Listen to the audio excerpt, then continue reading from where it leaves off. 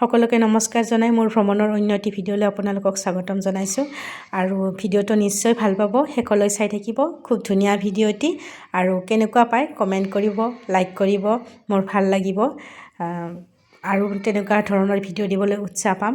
আৰু নৱদ্বীপ ধাম চোৱা হোৱাৰ পিছত আমি কলিকতাত উপস্থিত হ'লোঁ আমি বাছত আহিছোঁ আৰু গোটেই বাছখনেৰে আমি দিনটো ঘূৰিম কলিকতা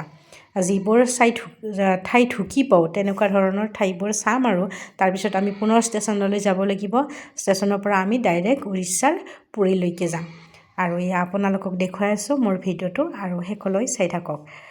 আৰু পৰিৱেশটো দেখিছেই ধুনীয়া পৰিৱেশ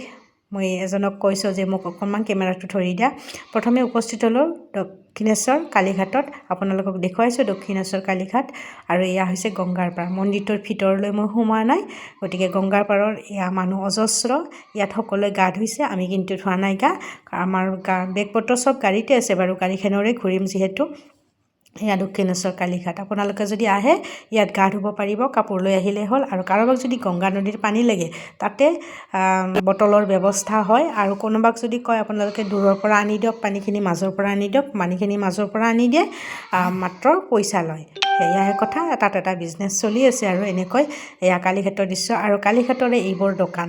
আমি দোকানৰ আচলতে চাহ বিচাৰি আছোঁ তেওঁলোকে ভাবিছে দোকানত কিবা কিনিব যোৱা বুলি তেওঁলোকে যেন টানি নি সোমোৱাই দিব দোকানত এনেকুৱা ধৰণৰ আৰু খুব টনা আজৰা লাগে আৰু মাতি থাকে আহকচোন বাইদেউ আহকচোন বুলি কিন্তু আমাক আৰু বস্তু নালাগে আমি চাহহে খাবলৈ মন কৰি আছোঁ চাহ বিচাৰি আছোঁ বিচাৰি পালোঁ বাৰু চাহৰ দোকান এখন আৰু কোনোবা ঠাইত এইবোৰ ফল মূলৰ দোকানো আছে আইচক্ৰীম আছে এইবোৰ আৰু কোনোবাই খাইছে আৰু খুব ভাল লগা এটা পৰিৱেশ দেই খুব ধুনীয়া আপোনালোকে আহিব দক্ষিণেশ্বৰ কালীঘাটত খুব ধুনীয়া এটি মন্দিৰ আমি চাহও খালোঁ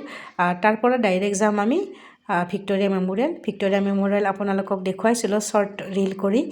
ভিক্টৰিয়া মেমৰিয়েলো চালোঁ মই আগতে বহুবাৰ আহিছোঁ সেয়েহে মোৰ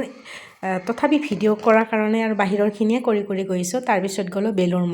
বেলুৰ মঠটো আৰু ৰামকৃষ্ণ পৰমহংস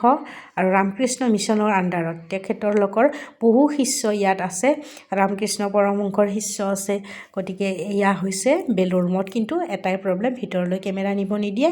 এয়া ৰাস্তাটো যে কিমান দীঘল আৰু পৰিৱেশটো খুবেই ধুনীয়া খুবেই ভাল লগা পৰিৱেশ কলিকতালৈ আহিলে আপোনালোকে বেলুৰ মঠ চাব পাৰিব কিন্তু প্ৰসাদ খাবলৈ হ'লে আপোনালোকে দুপৰীয়ালৈকে থাকিব লাগিব কিন্তু আমি দুপৰীয়ালৈকে থকা সম্ভৱ নহয় গতিকে নাথাকিলোঁ আৰু বেলুৰ মঠ চাই আহি আমি এয়া কুঁহিয়াৰ ৰস খালোঁ খুব পিয়াহ লাগিছিলে কি খাওঁ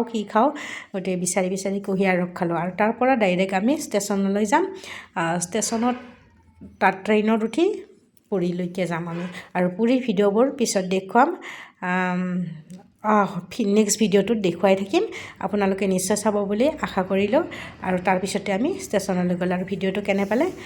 কমেণ্ট কৰি জনাবলৈ নাপাহৰিব আজিলৈ ইমানেই আছিল গতিকে এতিয়া বাই